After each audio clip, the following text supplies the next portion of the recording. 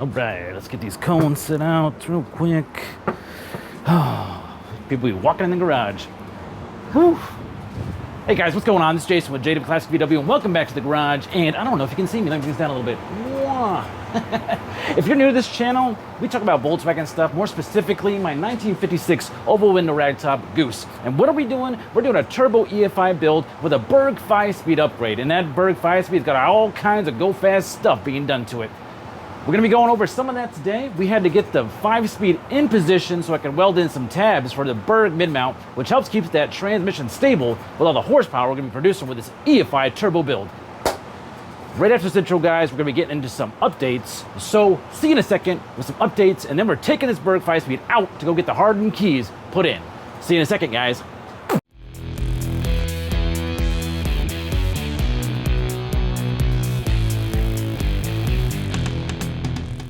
All right, guys, so you're gonna hear a little bit of a whistle in the background. That is the fan going because it is probably like, I don't know, 120 degrees in the garage.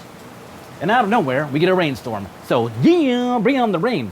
We're gonna got some updates to go over. We're talking about the 40 horsepower build too, because not only are we doing an EFI turbo monster build that's gonna be like 300 plus horsepower, but we're also doing a 40 horsepower build. Because why? Because we can. And what's the update there? Well, we got the heads back, guys. We got the heads back, and we got to do some stuff to there. So let me turn you around to the bench, show you what's going on with that.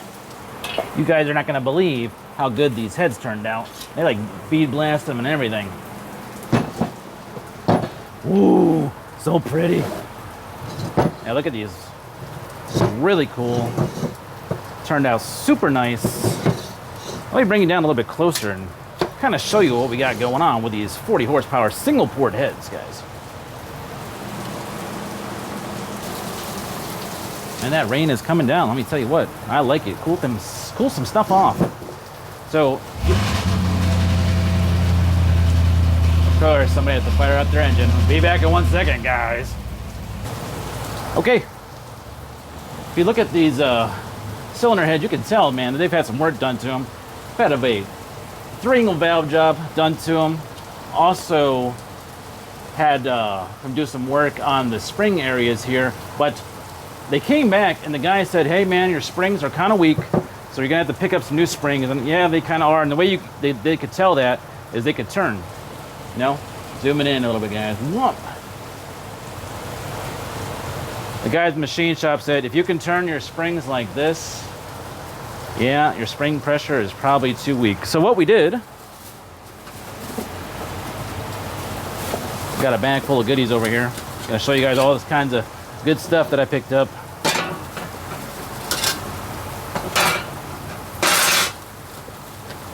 Some of this is for the the turbo engine. So here we go. From CB Performance, you can pick up springs, right?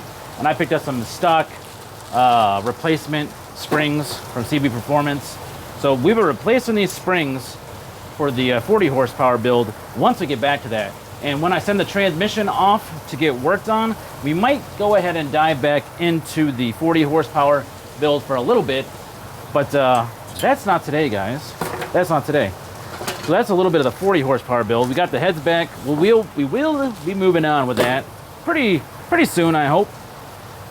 As long as the temperatures cooperate, which, you know, it's summertime, so it's like really hot outside. Let me move these out of the way real quick. All right, let's talk about some of these parts we got. We got some new copper gaskets for the cylinders because we're gonna have to replace those whenever we pull apart the 2287 turbo engine. I got some tins too. You know, they got that courtesy paint job on there for shipping just to keep stuff from rusting. We gotta get all that off and paint these the right way. I picked up some of those Type 4 tins that help keep the cylinders cool better. Mike FN said that these are the way to go, so we're gonna go ahead and use these instead of the stock type of lower cylinder tins. These go underneath the cylinder tins. I think I got those from CIP1. We got some new exhaust type nuts. These help out when you have really close clearances for your exhaust, and this has like a bigger exhaust system on it for the merged headers. So I went ahead and picked up some of these from CB Performance as well. Some gaskets. These are the manifolds to cylinder head gaskets. This is stuff for the 40 horsepower build. For the rocker arms, I picked up some new adjusters because those adjusters on your rocker arm assemblies, what happens is over time, they can mushroom out. This little area right here can mushroom out, and that's no good. Let me zoom you in so you can see better. Whoa. This area right here on the tip, that can mushroom out on these adjusters. So I picked up a new set from CB Performance. They're not very expensive, and they help keep your valve train the way that it's supposed to be. Cool. Anti-chatter spring for your distributor drive. You know, this kind of holds against the distributor drive and the distributor itself to keep it from kind of bouncing up and down inside of there. And you don't want that to happen. So this is an anti-chatter spring that I picked up from CB Performance too. It's like $1 or $2. It's funny because, you know, I looked all over the place to see if I could find one of these things, and CB Performance had it. What do we got in here? We got some channel stickers. Hey, Glenn, Duckman Cycles VW Garage. I got a sticker from you, buddy. Whoa, whoa, whoa. I got one on the board, and I picked up an extra one because you never know we're going to need an extra sticker. And guys, I've got stickers too. You want a sticker? Hit me up in the comments below. These are now $3 each, guys, because I spent a pretty good amount of money getting these made. And now it's time to start charging for these because we're close to 5,000 subscribers. And, well, I can't just keep giving these away to hundreds of people. So if you want one, hit me up in the comments below, and then we'll talk about how you can cash at me $3, and I will send that to you. And that includes postage. So, good stuff. Good stuff, good stuff. Whew! I'm sweating it up already, guys. Oh my goodness. Whew. Whew. It's getting hot. Now it's time to talk about what we're doing today. All right, so we're about to dive into the transmission removal so we can get it off to the transmission shop where they're gonna put the new hardened keys in, guys, because I got that Dave Foltz nose cone. And if you guys didn't know, whenever you put the Berg 5-speed in, there's some clearancing that you have to do to the torsion tube. I don't know if you've seen that yet, but we're gonna show it to you in detail today once I get the transmission out so you can kind of see it better. But when you do the Dave Foltz 5-speed, hold on a second. All right. Whew. Move the camera around, yeah. So when you do the Berg 5-speed, if you order it from Gene Berg, it comes with a nose cone. Kind of like for a later model. Fits better in a later model, like not the oval window type chassis, but was it probably 61 and later? Well, with those chassis, this is pretty good. It lines up all right, and you don't have to do a bunch of clearancing. Well, not a bunch. You have to still do some clearancing. But what Dave Foltz come up with it in Ontario, California, is a different type of nose cone piece that allows you to line up with the actual hole where your actual shift rod comes back and lines up with this bad boy. Well, he came up with something, a whole new design that allows that to line up and actually go right in there without any kind of clearancing to that whole area. But you still have to clearance the torsion tube, and I'm going to show you that once we get the transmission out of here. But what we're doing today is getting the transmission out because we got it in position, mocked up, so that we could weld in the Berg mid-mount tabs. So those have been kind of tacked in place. Got to get the transmission out, weld them in the rest of the way, and then get the transmission off to get the keys put in. Because, you know, when you kind of relocate this input area here, it also causes the keys, the heads on the keys have to be rotated a little bit. So, yeah, that's got to be done. On top of a million other things, you guys know I've been working on the fuel system. We got the fuel system, we got the transmission in. Once we get the transmission in, good to go, then we can go ahead and mock up the engine tins, mock up the engine like shroud area, make sure that's, dang it, make sure that's all gonna fit. Whew.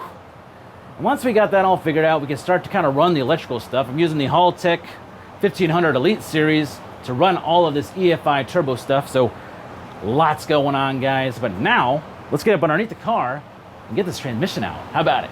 Yeah, oh yeah, I had some questions about the fuel system. We'll talk about that at the end of the video, so stay tuned. We're gonna talk about some of the EFI fuel system stuff if you wanna hear about it. All right, guys, let's get this transmission out.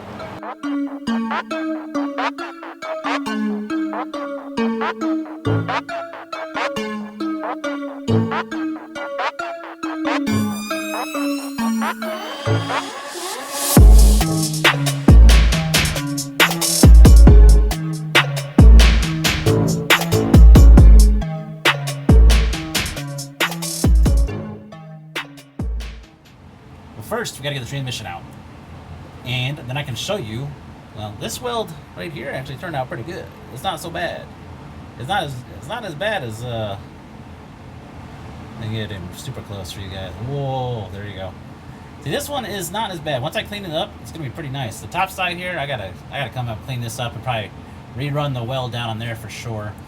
And then on the back side here, yeah, I gotta clean that up and rerun that, and then weld on the inside.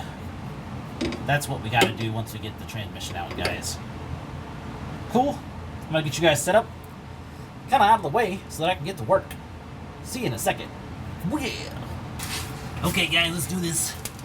Let's get this trans jack into position here. Transmission jack. All right, we're gonna bring it up a little bit. I did find the socket. It was sitting here. I'd like to say hi. Let's see what happens. Let's see what happens. Ooh, look at that. It's looky, cookie. I ran some of these, the clutch cable too. Let's get that out of the way.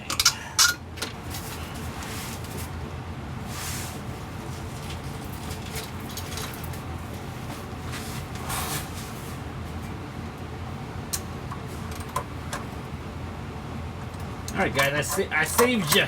I saved you a whole lot of baloney. I don't know, watch me just like pop this thing out of here. It was really quick. Really quick.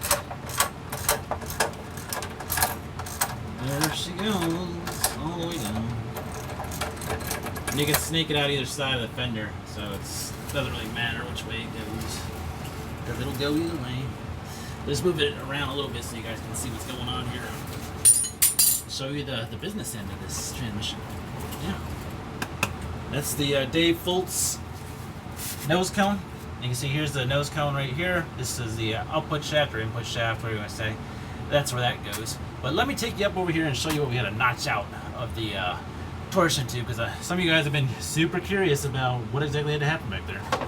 Okay, guys, well there it is. That's what you end up having to notch out when you get the Dave Fultz nose cone. This is on early chassis. You don't have to do as much notching on the later models. That's just the way it is.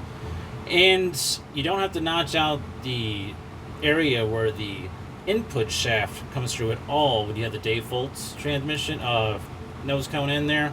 This area right there, like, you got to cut that sucker up if you don't get this conversion, and that sucks.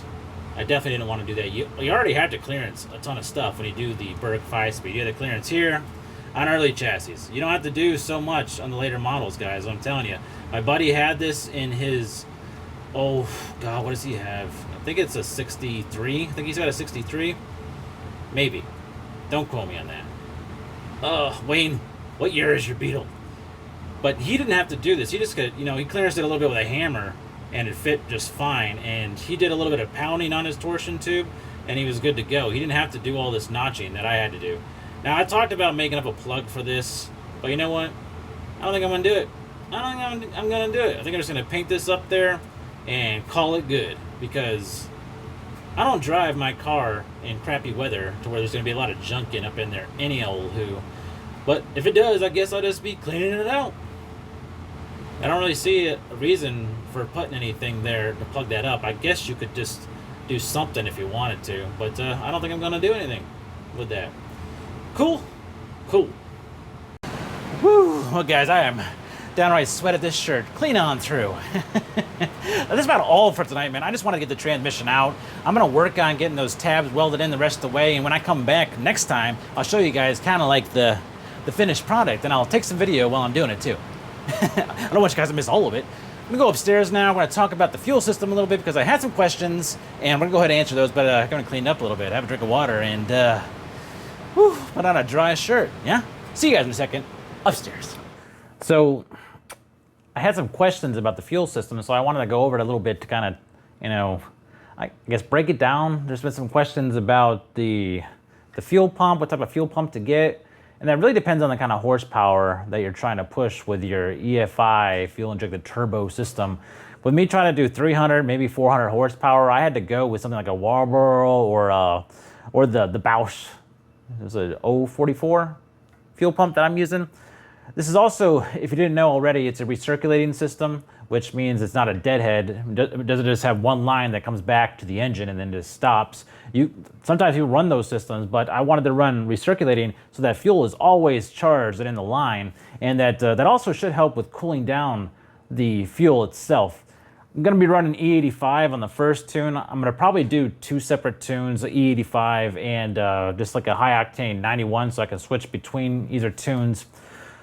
I'm not sure. I'm gonna start off with the E85. E85 like naturally runs cooler anyway, and actually your engine's gonna run cooler on E85 as well. Some of the things that helped me do that is, you guys saw this, the Haltech. It's probably reversed. Whenever I have the camera facing me, it's reversed. But this is the Haltech E85 like flex fuel sensor, and what it does is it measures the content of E85 actually in the fuel and helps the engine figure out how best to run. And you gotta have it when you're running flex fuel. Also, this is the 10 micron fuel filter that hooks up at the back. Now, I went with a smaller one, the smaller 10 micron fuel filter, just to help me place it better. And it's all stainless steel construction internally. And that's, you know, the way you're able to run E85, is you wanna have stainless steel construction so that that E85 doesn't jack up the filter. You also got to run some different types of seals. I had to replace different seals on this, and also the seals on the 100 micron fuel filter up towards the tank. So there's a 100 micron fuel filter at the tank, and then there's the 10 micron fuel filter back towards the injectors. Also different about my fuel system is, you guys have seen all the craziness, you know, all the lines that I created on the backside there. On a traditional recirculating fuel system, you have a dedicated, you just have a feed and then you have a return. Well, on mine, on either side, either manifold, I have separate returns and separate feeds. So what it is those individual lines come to the back and they split off to either side of the engine. Same way with the return, it's split off, kind of like Y, and comes together and goes back towards the tank. Also, you've seen on my fuel tank, I welded in, or I didn't weld in, but I had some 6AN bungs welded in so that I can have individual return and a feed coming out the bottom of the tank. Also have a vent that was welded in there as well, because when you have this kind of pressure going on with this kind of high volume of fuel, you want to have it vented so that there's no, like, was it cavitation? It starts to bubble and stuff inside the tank. You don't want that to happen. So I hope that clears up some of the questions on the fuel system. I'm sure that you got more. Hit me up in the comments below, guys. I really do like responding to you guys when you ask me questions, or you can join the Facebook group and ask me questions in there as well. Check out the description below for any information about kind of like what we covered today. Hopefully the weather starts to cool off a little bit so I can get more done. Time to get this transmission off and get these keys installed so we got a little bit closer. Well, guys, that is going to do it for tonight. I know we didn't get too much done, not a whole lot done with the cars, and I even got the transmission out, and I guess it's just about that. You know, making those steps, little steps, big steps, baby steps. Transmission out, going off to the transmission guy, get the keys put in, and then it'll be back. And we can put it back in and start doing some more mock-up, because next we gotta get the engine in there with the transmission. We gotta mock up all the fan shrouding, we gotta mock up all the electrical, run everything, figure out where that's all gonna be. Lots to do to make my baby super duper fast, right? So guys, hope you're having a good week so far. It's probably Tuesday now. Maybe Tuesday that I got this video out to you. Well, doing what I can, guys. Doing what I can. See you guys in the next one. This is Jason from JWClassicVW, and I'm out.